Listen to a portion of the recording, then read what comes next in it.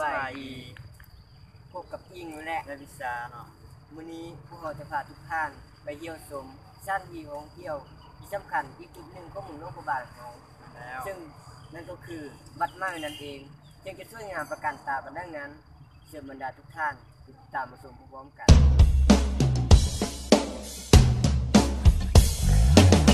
แม้นไผก็คงจะหาสิ่งที่เป็นของตนจะมีไผที่จะมาทนเห็นมันถูกทำลายเปรียบเหมือนสิ่งที่ล้ำค่า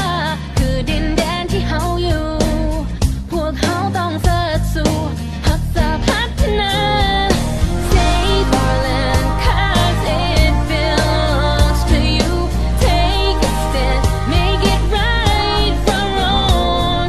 Stop the taking let's start giving Let it be a part of your life เฮามาเที่ยวลาวมาลิ้นนำกันมาสร้างสรรค์ให้ประเทศเฮาให้ก้าวไปให้โลกได้ฮู้ว่าเฮาแม่นไผแม่น้ำคลองเชื่อมต่อเฮาไว้ให้หัวใจเฮาเต้นนำกันประเทศลาวคืออัญมณีแห่งแม่น้ำคลองวัฒนธรรมประเพณีควรรักษาไว้เพื่อคนรุ่นต่อไปได้เห็นได้ชื่นชม Save our land cause it belongs to you Take a stand make it right from wrong Stop the taking let's start giving Let's live a beautiful life เฮามาเที่ยวลาวมาลิ้นนำกันมาสร้างสรรค์ให้ประเทศเฮาให้ก้าวไปให้โลกได้ฮู้ว่าเฮาแม่นไผแม่น้ำคลองเชื่อมต่อเฮาไว้ให้หัวใจเฮาเต้นนำกันประเทศลาวคืออัญมณีแห่งแม่น้ำคลองพวกเฮาต้องร่วมกันพวกเฮาต้องช่วยกันรักษาใช้เวลาให้คุ้มค่ามาช่วยกันพัฒนาเฮามาเที่ยวลาวมาลิ้นนำกันมาสร้างสรรค์ให้ประเทศเฮาให้ก้าวไปให้โลกได้ฮู้ว่าเฮาแม่นไผแม่น้ำคลองเชื่อมต่อเฮาไว้ให้หัวใจเฮาเต้นนำกันประเทศลาวคืออัญมณี เจ้าท่านผู้ชมในขณะนี้เนาะพวกเราก็ได้มาเพราะว่าวัดไม้เป็นที่เรียบร้อยแล้วซึ่งใช้เวลาในการเดินทางจากห้างแหลกวันลงวัดไม้เนาะใช้เวลาประมาณ9 นาทีเนาะซึ่งจะช่วยงานในด้านนั้นเชิญทุกท่านเข้าไปติดตามรับชมทางนั้นพร้อมๆกัน แม้นไผก็คงจะหาสิ่งที่เป็นของตนจะมีไผที่จะมาทนเห็นมันถูกทำลายเปรียบเหมือนสิ่งที่ล้ำค่าคือดินแดนที่เฮาอยู่พวกเฮาต้องเสิร์ชสู่รักษาพัฒนา Save our land และตอนนี้เนาะพวกเราทุกคนก็ได้มายืนเวทีที่ว่าสำคัญที่สุดหนึ่งของวัดไม้นั่นก็คืออารามวัดหรือว่าซิ่งนั่นเองเนาะซึ่งจากที่ว่าซิ่งนั่นเองวัดไม้เนาะหรือว่าชื่อเดิมเป็นว่าวัดสิงห์ปูต่อมาได้เปลี่ยนมาเป็นชื่อวัดศรีสุวรรณภูมิมาลาวัดไม้เนาะได้ทำการสร้างตั้งขึ้นในปี 1788 ถึงปี 1796ในปัจจุบันเพิ่นได้มีชื่อว่าวัดไม้สุวรรณภูมิารามและในมื้อนี้เนาะเป็นมื้อสำคัญอีกมื้อหนึงนั่นก็คือเป็นมื้อวิคบูชาหรือมื้อตัดสมุพระพุทธเจ้านั่นเองซึ่งในมื้อนี้เนาะมันจะได้มีการตักบาตรญาติน้ำและอุทิศกุศลส่วนกุศลให้ผู้ที่ล่วงลับไปแล้วเจ้าซึ่งจะช่วยงานกันได้นั้นเขาติดตามรับชมทางหน้าพร้อมกันเจ้าและสิ่งที่ท่านผู้ชมที่อยู่ด้านล่างของเราสองคนนี้นั่นก็คือการ แกะสลักหรือว่าการวาดลวดลายเนาะสร้างฝีมือศิลปกรรมที่สุดงดงามและการเป็นความพิเศษเนาะจะแกะสลักคือเรื่องเล่าทางด้านประวัติศาสตร์เรื่องราวเกี่ยวกับพระพุทธเจ้าหลายๆเรื่องราวเกี่ยวกับทางสังกัดหรือว่าชีวิตคนเป็นมาของชาวลูกบางเนาะเจ้าและท่านผู้ชมเห็นอยู่นี้นั้นก็คือเรื่องพระเวสสันดรนั่นเองเนาะซึ่งเป็นเรื่องเล่าในตำนานนิทานพื้นเมืองของลาวเฮาเนาะซึ่งพระเวสสันดรเนาะเป็นสายที่มีบุญวาสนาสูงส่งเนาะแล้วก็มีน้ำใจเอื้อเฟื้อเผื่อแผ่ที่สุดสามารถอุทิศส่วนกุศลหรือว่าอุทิศตนหรือว่าผู้ใดขอสิ่งใดก็จะปรารถนาให้สิ่งนั้นโดยบ่มีสิ่งตอบแทนหรือว่าบ่อยากได้สิ่งตอบแทนเนาะและห่างเหิงที่ผู้ชมเห็นอยู่นั้นก็คือเรื่องรามเกียรติ์หรือว่าเรื่องพระลักษมณ์พระรามนั่นเองเนาะซึ่งน่าจะเป็นเรื่องเล่าเกี่ยวกับพระลักษมณ์พระรามที่ต่อสู้เนาะในรามเกียรติ์และจุดนี้เนาะก็จะเป็นการดำรงชีวิตของชาวหลวงพระบางเนาะตั้งแต่อดีตซึ่งได้ปฏิบัติหรือว่าทำบุญส่วนกุศลมาตั้งแต่สมัยบูหารเนาะซึ่งจะช่วยงามหลายเนาะซึ่งจะช่วยงามประการตาหลายในการแกะสลักเขาเจ้าได้ใช้จิตวิญญาณในการแกะสลักหรือว่าโดยสร้างฝีมือดีมีความปราณีตเนาะทุกท่านจะเห็นได้ว่าเนาะการคดลวดลายแต่ละอันจะมีลักษณะที่สวยสดงดงามอันนี้ก็เช่นเดียวกันเนาะที่ท่านผู้ชมเห็นอยู่นั่นก็คือการลบไว้เนาะหรือว่าการดำรงชีวิตกันไปกันมาของชาวหลวงพระบางในเมื่อก่อนจะมีภัยที่จะมาทนเห็นมันถูกทำลายเปรียบเหมือนสิ่งที่ล้ำค่าคือดินแดนที่เฮาอยู่พวกเฮาต้องเสิร์ชสู่รักษาพัฒนา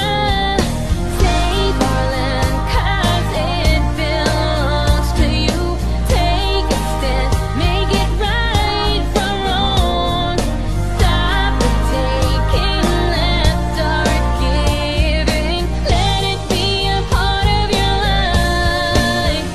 เฮามาเที่ยวลาวมาลิ้นน้ำกันมาสร้างสรรค์ให้ประเทศเฮาให้ก้าวไป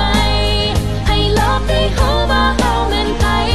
แม่น้ำของเสื่อมต่อเฮาไว้ให้หัวใจเฮาเป็นน้ำกันประเทศลาวคืออัญมณีแห่งแม่น้ำขอ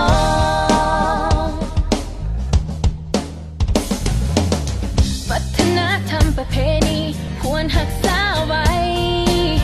เพื่อคนรุ่นต่อไปได้เห็นได้ชื่นชม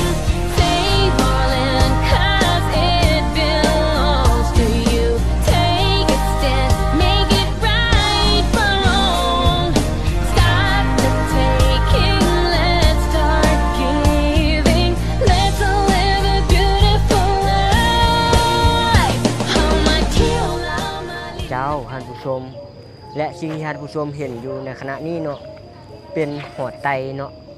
หอไตซึ่งจะเป็นสถานที่ที่ว่าเก็บกำข้อมูลหรือว่าหนังสือโบราณเนาะซึ่งจะมีหลายที่อยู่ในหันซึ่งจะเป็นปื้มทางพุทธศาสนาหรือว่าเรื่องเราวเกี่ยวกับทางด้านพุทธศาสนาเนาะในเมื่อก่อน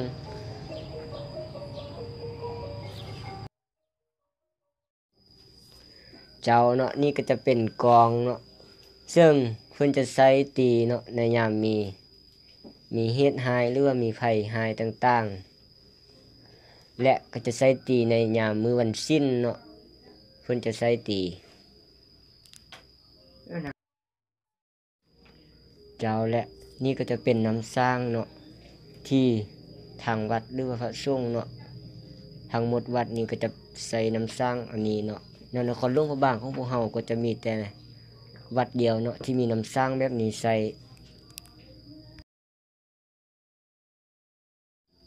เจ้าและนี่ก็จะเป็นพระประจำวันเกิดเนาะเฮาจะนับจากด้านนี้เนาะไปฮอดด้านนี้นี่จะเป็นวันจันทร์อังคารวันพุธพฤหัสศุกร์เสาร์จนฮอดอาทิตย์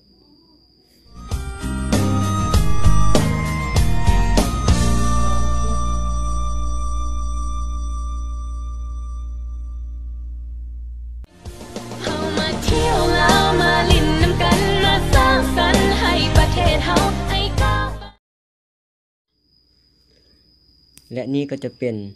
โรงเรียนของพระสงฆ์สามเณรเนาะซึ่งจะใช้เรียนในหลายวิชาต่างๆบ่ว่าจะเป็นวิชาต่างประเทศก็จะมาเรียนอยู่นี่เนาะ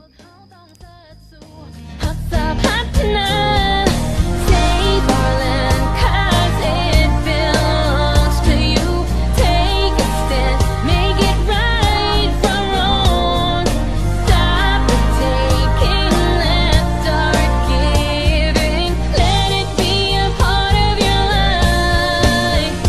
เฮามาเที่ยวลาวมาลิ้นนำกันมาสร้างสรรค์ให้ประเทศเฮาให้ก้าวไป ให้โลกได้รู้ว่าเฮาแม่นไผแม่น้ำของเสื่อมต่อเฮาไว้ให้หัวใจเฮาเป็นนำกันประเทศลาวคืออัญมณี และนี่ก็จะเป็นหอสมุดของวัดใหม่เนาะซึ่งจะเป็นสถานที่รวบรวมหนังสือทั้งหมดไว้ในที่นี้เนาะบ่ว่าจะเป็นหนังสือหรือนิทานทางด้านพระพุทธศาสนาเนาะเขาเจ้าจะมาเก็บกำหรือว่ามารวบรวมไว้ในหอสมุดแห่งนี้ Make it right from wrong. Stop the taking, let's start. เจ้าและอุโมงค์นี้เนาะก็จะเป็นสถานที่ที่ว่าในแต่ละเสาเนาะของพระสงฆ์หรือว่าเสาหลวงพระบางที่มาชาวบ้านเนาะเขาเจ้าจะมากราบไหว้บูชาสถานที่อุโมงค์แห่งนี้ก่อนแล้วจึงค่อยไปตักบาตรเนาะซึ่งคนในสมัยก่อนเนาะจะใช้อุโมงค์นี้เป็นที่หลบภัยซึ่งมันมีความเป็นมาทางด้านประวัติศาสตร์หลายครับผู้ชมและในอุโมงค์นี้เนาะก็จะเป็นบ่อนนั่งสมาธิเนาะบ่อนนั่งสมาธิบ่อนสงบจิตใจของพระสงฆ์เนาะซึ่งในแต่ละเสาหรือว่าแต่ละแหล่งเนาะเขาจะเพิ่นจะได้มานั่งสมาธิเนาะในที่นี้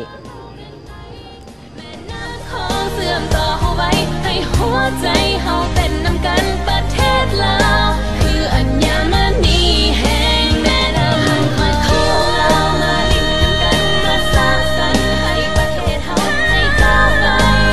ให้โลกได้รู้ว่าเฮาให้โลกได้รู้แม่น้ำของเสื่อมต่อเฮาไว้ให้หัวใจเฮาเป็นนำกันประเทศลาวคืออัญมณีแห่งแม่น้ำของ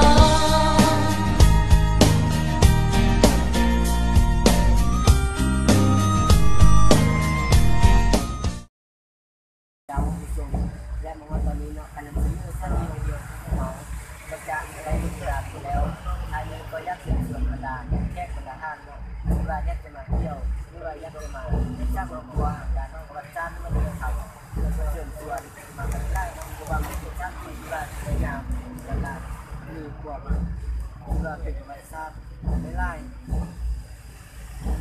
ยิ่งในวิชาตอนพ่อหลานผสมก่อนเขาเก่าคำว่า